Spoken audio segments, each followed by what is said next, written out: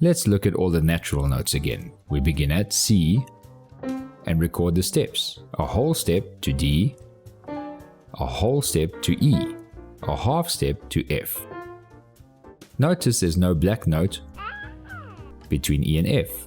A whole step to G, a whole step to A, a whole step to B, half step to the next octave, C. There is no black note between B and C. So what do we have? We have whole, whole, half, whole step, whole, whole, half. This is the major scale formula. Let's look at another key. Let's start at G. A whole step to A, a whole step to B, a half step to C. This is the first part of the formula, whole, whole, half. A whole step to D, circle this whole step, a whole step to E, next is another whole step, this takes us to F sharp, and don't forget that accidental,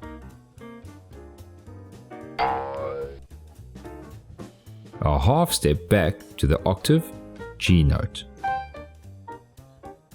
And there you have it, the G major scale. Let's look at one more. Let's look at F.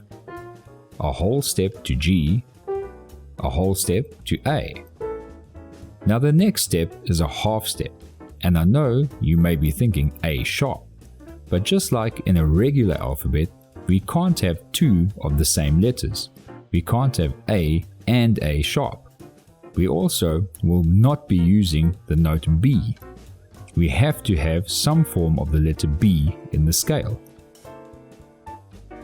Since the next black note is enharmonic, meaning it can be either A sharp or B flat, the next note will be B flat. And don't forget, that's accidental. This is the first part of the formula, whole, whole, half. A whole step from B flat to C, circle that whole step,